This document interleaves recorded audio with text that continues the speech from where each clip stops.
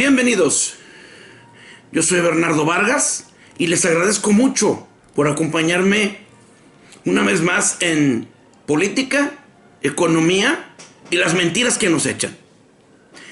El programa del día de hoy es precisamente otra vez acerca de las mentiras que un día sí y otro también nos está echando el presidente. En esta ocasión es el tipo de cambio. El tipo de cambio, ustedes lo pueden ver en los anuncios que sale el presidente diciendo ahí todos sus resultados, que pues el 99% son mentiras. Entonces, una de ellas es el tipo de cambio.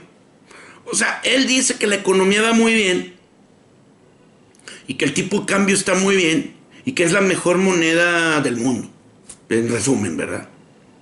Entonces, como diciendo que, no como, ¿verdad? Lo dice abiertamente. Dice que es el resultado de su gobierno.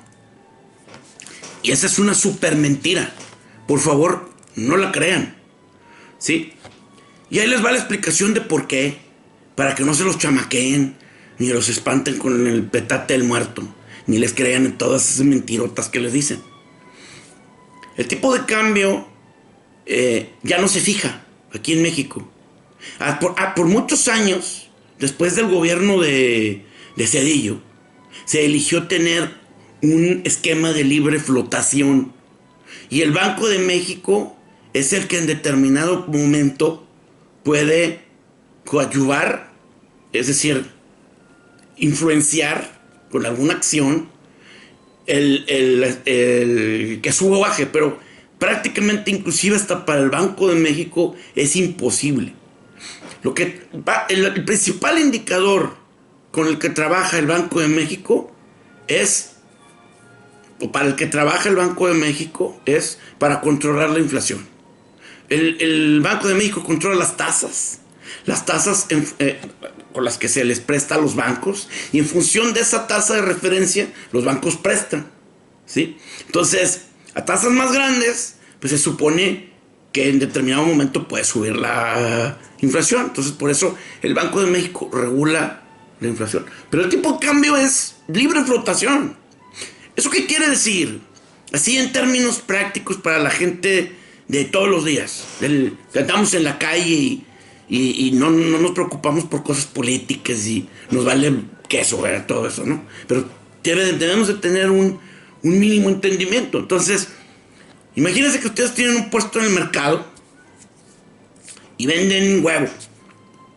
Entonces el huevo tiene la característica de que es creo que es un elemento de la canasta básica, que tiene mucha volatilidad. O sea, ¿qué significa mucha volatilidad? Que por poquita escasez que haya, sube el precio. O sea, es muy sensible. ¿Sí? Entonces, ¿qué quiere decir eso? Que está regido entre las reglas de la oferta y la demanda. Eso es esencial en la economía, ¿verdad? O sea, una cosa que tiene mucha demanda, pero pues casi no hay oferta. Es decir, hay poquito, pero mucha gente lo necesita. Pues se va a subir el precio. ¿Sí? Eso es una regla esencial de la economía. Luego, al revés, si de otra cosa tenemos mucha oferta, es decir, hay mucho. Por ejemplo, de repente la naranja está muy barata. O sea, hay mucha naranja. Hasta en la carretera a veces se ve que tiran las naranjas, ¿verdad? Que no las venden, las rematan, ¿no? Hay mucha oferta. Entonces, a veces hasta tienen que quitar oferta para que el precio no baje tanto y le salga el negocio a los agricultores, ¿no? Cuando hay mucha oferta, cae el precio, ¿no? Es igual con el peso. El peso como nosotros somos un país emergente, el peso se cotiza en bonos en los mercados extranjeros, pero lo importante es que el bono que se compra esté en pesos, no en dólares, ¿sí? ¿Por qué? Ahí les va. Porque los bonos en pesos,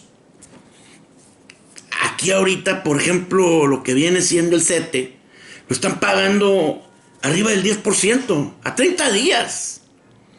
O sea, a lo mejor para nosotros, como nos manejan los intereses aquí, los bancos, etcétera, pues nos hace poquita tasa.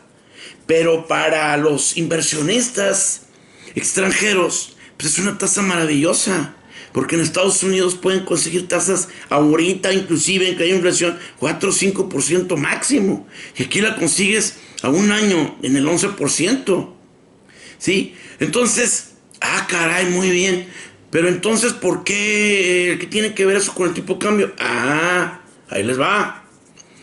Que México en este momento está considerado como la moneda más atractiva de los países en desarrollo, las economías emergentes que les llaman. ¿Qué sucedió? Todo esto tiene que ver desde la pandemia. ¿Ustedes se acuerdan que cuando estábamos en plena pandemia, en Estados Unidos sacaron fondos para prácticamente regalar dinero, ¿sí?, a las personas que se habían quedado sin empleo o no estaban asistiendo a trabajar, para que tuvieran recursos, pudieran quedarse dentro de sus casas y finalmente terminar con los contagios? ¿Sí recuerdan? Bueno, sabemos de la historia de Estados Unidos porque está aquí cerquita, pero eso lo hicieron en todo el mundo, y lo hicieron tanto países ricos como países pobres, como China, como la India. Casi todos los países sacaron iniciativas para ayudar a su población. Y la población significa trabajadores, iniciativa privada, empresas, todo, ¿verdad? Todo lo que compone la economía. Pues de alguna vez el dinero, obviamente, salió de préstamo sobre su banca, sobre sus gobiernos. Y pues eso les causó un cierto endeudamiento. Entonces sus finanzas quedaron con ese endeudamiento abultado, que 2 o 3 años después, pues todavía no se ve sus finanzas tan bien. Sin embargo, como aquí en México, nuestro presidente, en una de sus disparates y genialidades, dijo: no, yo no voy a ayudar a nadie. No, que se mueran prácticamente, ¿verdad? El que se va a morir, que se muera. Que yo casi me acuerdo que dijo eso. Si no fue él, fue uno ahí de sus secuaces, ¿no? Estos sus chalanes que trae ahí de gobernadorzuelos y pillos y demás. Entonces, eso sucedió. Pues se murieron aquí 800,000 personas. Sí, cuando se había prometido que a lo mejor se iban a morir, en un principio dijeron que 20,000, menos que eso. Y luego ya dijeron que 60. Y luego ya mejor no decía nada. Sí, y ahora todavía no reconocen que fueron 800,000, pero sí fueron 800,000. Ya están en el INEGI. Ahí está perfectamente clarito que por la pandemia fueron 800,000. Bueno, no estoy hablando, estoy hablando del tipo de cambio. Entonces, no haber gastado ese dinero, por otro lado, ayudó a que la economía de México se viera mejor, porque no se endeudó. No se endeudó en ese aspecto. Otra mentira. López Obrador dice: nosotros no nos hemos endeudado, nosotros no nos hemos endeudado, nosotros no nos hemos endeudado. Sí se ha endeudado. Claro que sí. Y ahorita al nivel de como estaba Peña, a como lo trae ahorita, se ha endeudado alrededor de un 35% más. Sí, entonces tampoco les crean esa mentira. Este gobierno se ha endeudado y bastante.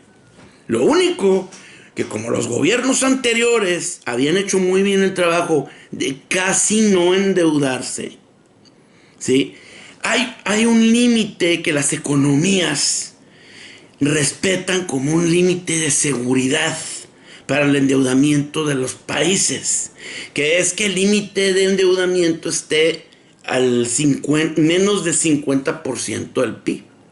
Y afortunadamente el nivel que traemos todavía está por abajo del 50% del PIB.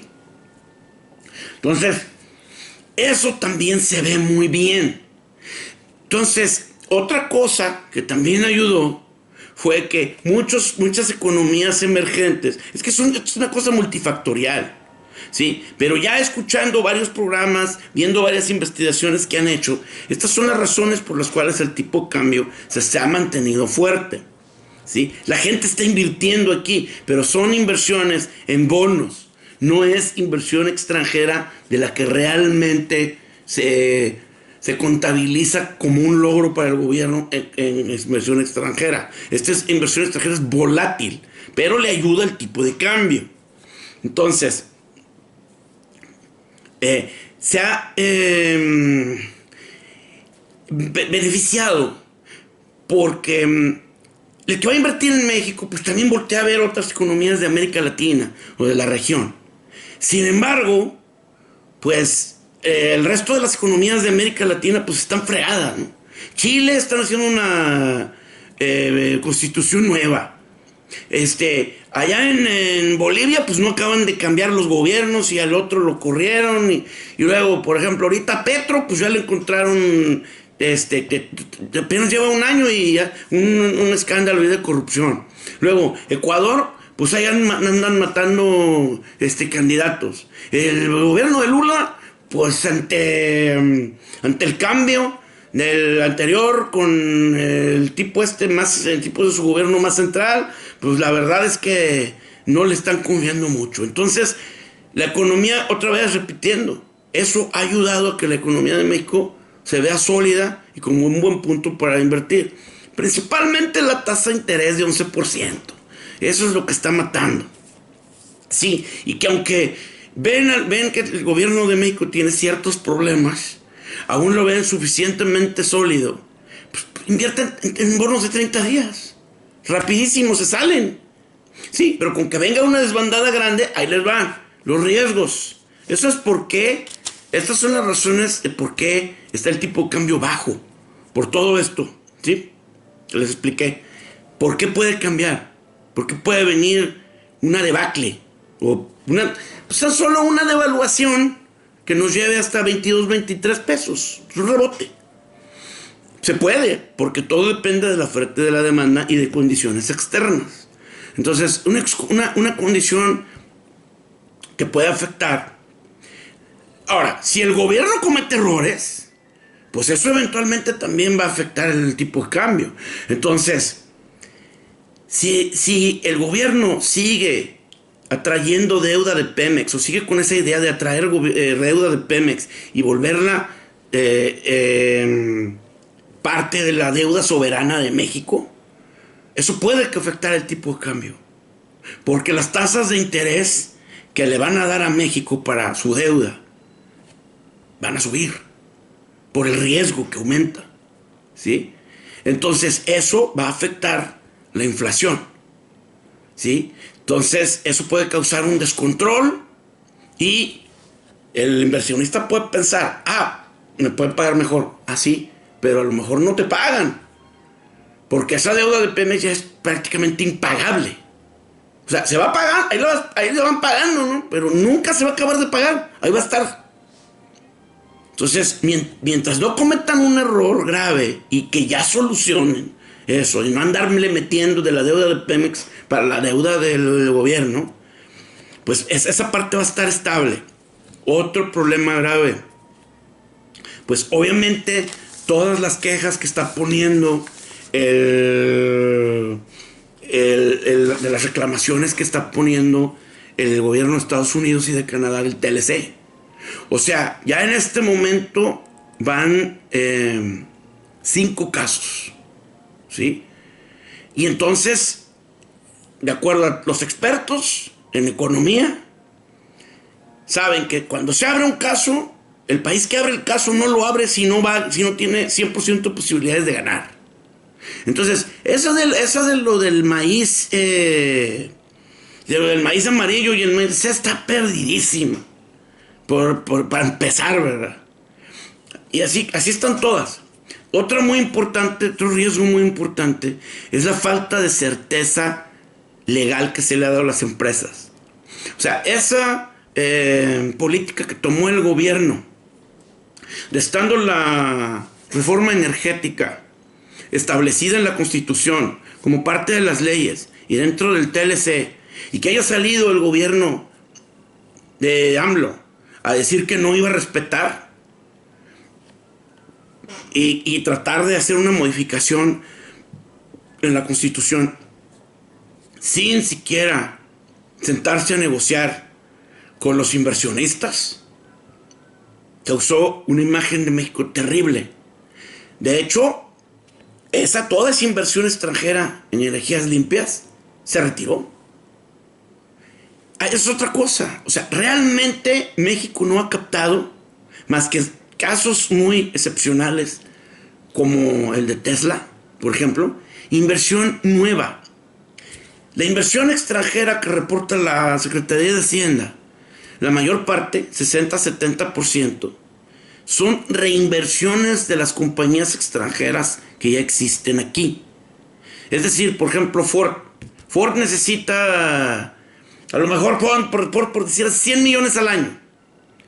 Y de ahí tiene, no sé, 30 millones que él se puede llevar como utilidad.